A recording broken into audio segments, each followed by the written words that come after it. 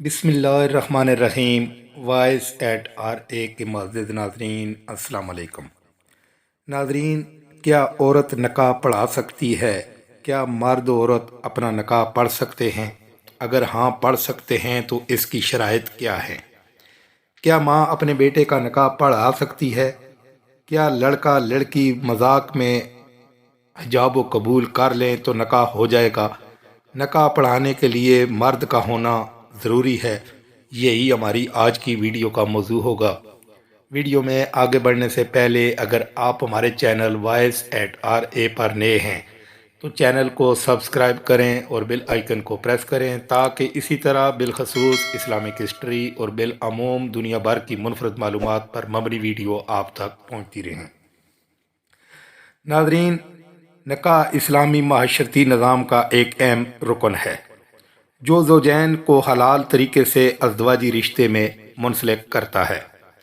قرآن مجید میں اللہ تبارک و تعالیٰ نے ارشاد فرمایا، اور اگر تمہیں اندیشہ ہو کہ یتیم لڑکیوں میں انصاف نہ کر سکو گے تو ان عورتوں سے نکاح کرو جو تمہیں پسند ہوں، 2 اور 3 اور 4، اور پھر تمہیں اس بات کا ڈر ہو کہ تم انصاف نہیں کر سکو گے تو ایک سے نکاح کرو یا لونڈی سے جن کے تم مالک ہو، یہ اس سے زیادہ بہتر ہے کہ تم سے ظلم نہ ہو جائے۔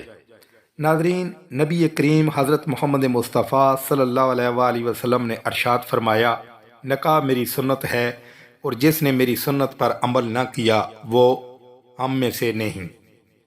ناظرین، اسلام سے پہلے زمانہ جاہلیت میں عربوں میں مرد اور عورت کے باہمی تعلق، اولاد کے متعلق انتہائی گندے اور شرمناک ضابطے رائج تھے، جن میں ایک ہی طریقہ صحیح اور شریفانہ تھا جو قریش اور بنو ہاشم کے خاندانوں میں رائج تھا۔ حضور نبی کریم صلی اللہ علیہ وآلہ وسلم نے اس کی اصلاح فرما کر اس کو جاری رکھا اور دوسرے سارے طریقے یکسر ختم فرما دیے اور ان کو سنگین گناہ اور جرم قرار دیا۔ ناظرین، شریعت محمدیہ میں نکاح صرف حجاب و قبول کا نام ہے۔ مثلا ایک آدمی دوسرے سے کہے میں نے خود کو تیری زوجیت میں دیا، اور دوسرا کہے ہاں میں نے تجھے قبول کیا۔ پہلے جو کہے وہ حجاب ہے اور دوسرا جو کہے اسے قبول کہتے ہیں۔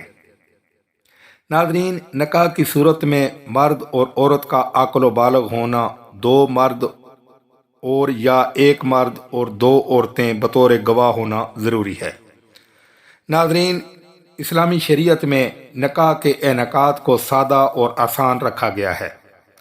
زیادہ تر یہ سمجھا جاتا ہے کہ نکاح میں کسی بہت بڑے عالم دین کی شرکت ضروری ہے یا ان کے بغیر نکاح نہیں ہو سکتا۔ یہ بات درست نہیں ہے۔ 2 گواہوں کی موجودگی میں لڑکا یا لڑکی نکاح کی خواہش کا اظہار ایجاب کریں اور دوسرا اسے قبول کرے، بس نکاح ہو جائے گا۔ اسی طرح مرد اور عورت 2 گواہان کی موجودگی میں حجاب و قبول کے بعد حق مہر طے کر لیں تو بھی نکاح ہو جاتا ہے۔ ناظرین، کیا عورت نکاح پڑھا سکتی ہے؟ ناظرین، اس حوالے سے بے شمار محدثین اور علماء کا دعویٰ ہے کہ عورت کسی بھی مرد و زن کا نکاح پڑھا سکتی ہے، لیکن حضور نبی کریم حضرت محمد مصطفیٰ صلی اللہ علیہ وآلہ وسلم کے زمانے سے لے کر اب تک نکاح پڑھانے کی ذمہ داری کسی مرد نے ہی انجام دی ہے۔ ناظرین، تابعین کے زمانے میں بعض صحابیات زندہ تھیں، نہ کسی نے کسی صحابیہ سے نکاح پڑھانے کی کوشش کی اور نہ کسی صحابیہ نے خود اس اقدام کو کیا۔ وہ لوگ شریعت کی روح سمجھتے تھے اور اسی وجہ سے مرد سے نکاح پڑھانا ایک معمول بن گیا ہے اور اس کی مخالفت بھی کسی نے ضرورت نہیں سمجھی۔ ناظرین، بعض عورتیں یا مرد حضرات انجانے میں یا مذاق میں ایک دوسرے کو حجاب و قبول کر لیتے ہیں تو ان کے درمیان نکاح ہو جاتا ہے۔ اس کے بارے میں نبی کریم حضرت محمد مصطفیٰ صلی اللہ علیہ وسلم کا واضح فرمان موجود ہے۔ آپ صلی اللہ علیہ وآلہ وسلم نے فرمایا، طلاق اور نکاح 2 ایسی چیزیں ہیں جو حقیقت میں بھی حقیقت اور مذاق میں بھی حقیقت ہے۔ ناظرین، نکاح کے موقع پر خطبہ پڑھانا فرض یا واجب نہیں ہے، ہاں مستحب ضرور ہے۔ حضور نبی کریم صلی اللہ علیہ وآلہ وسلم کا یہ معمول تھا کہ آپ نکاح کے موقع پر قرآن پاک میں سے 3 مقامات میں سے تلاوت فرماتے تھے۔ ناظرین، اگر والد نکاح کے مسائل سے واقف ہو تو والد کا نکاح پڑھانا بنسبت دوسرے لوگوں کے زیادہ بہتر ہے، کیونکہ سیدہ فاطمہ زہرا سلام اللہ علیہا کی شادی میں نبی کریم حضرت محمد مصطفیٰ صلی اللہ علیہ وسلم نے خود خطبہ پڑھ کر حجاب و قبول کروایا۔ ناظرین، اس سے ثابت ہوتا ہے کہ والد اپنی بیٹی کا نکاح خود پڑھا سکتا ہے، کیونکہ والد ولی سرپرست ہوتا ہے اور ولی اور سرپرست کو نکاح پڑھانے والے پر ترجیح ہوتی ہے۔ ناظرین، باپ کی طرح ماں بھی بیٹے کا نکاح پڑھا سکتی ہے۔ اگر مسلمان مرد کا نکاح مسلمان عورت کے ساتھ ہے تو گواہان کو بھی مسلمان ہونا شرط ہے، لہذا مسلمان مرد کی طرح ماں بھی بیٹے کا نکاح پڑھا سکتی ہے۔ اگر مسلمان مرد کا نکاح مسلمان عورت کے ساتھ ہے تو گواہان کا بھی مسلمان ہونا شرط ہے، لہذا مسلمان مرد عورت کا نکاح کافر کی شہادت سے نہیں ہو سکتا ہے۔ اگر کسی شخص نے کہا بعوض اتنے تو میری ہو جا تو اس نے جواب دیا کہ ہاں میں تیری ہو گئی تو ان کے درمیان نکاح ہو گیا۔ ناظرین، اسلام عورت کے انتخاب میں بھی رہنمائی فرماتا ہے۔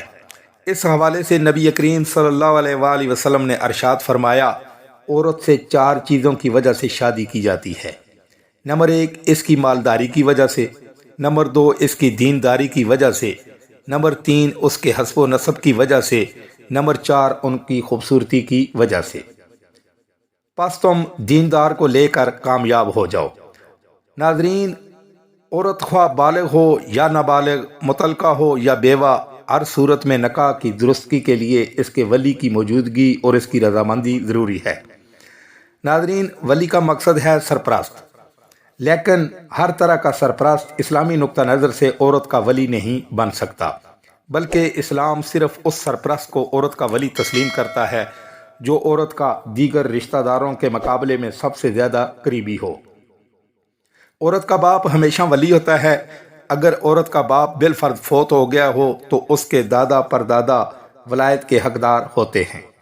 اگر یہ بھی نہ ہو تو عورت کے بھائی، چچا اور ماموں وغیرہ عورت کے ولی بننے کے مستحق ہیں۔ اگر کوئی محرم باپ دادا پردادا یا بھائی موجود ہے تو کسی دوسرے کو ولی بنانا درست نہیں ہے۔ ناظرین، نکاح میں ولی کی بہت اہمیت بیان کی گئی ہے۔ حضور نبی کریم صلی اللہ علیہ وآلہ وسلم نے ارشاد فرمایا کہ ولی کے بغیر کوئی نکاح نہیں، لہذا نکاح کے دوران عورت کے سرپرست کا موجود ہونا بہت ضروری ہے۔ ناظرین، شوہر کی وفات کے بعد عورت 4 مہینے 10 دن عورت نہ دوسرا نکاح کر سکتی ہے، نہ زیب و زینت کر سکتی ہے اور نہ گھر سے باہر رات رہ سکتی ہے۔ شرعی اصطلاح میں اسے عدت کہتے ہیں۔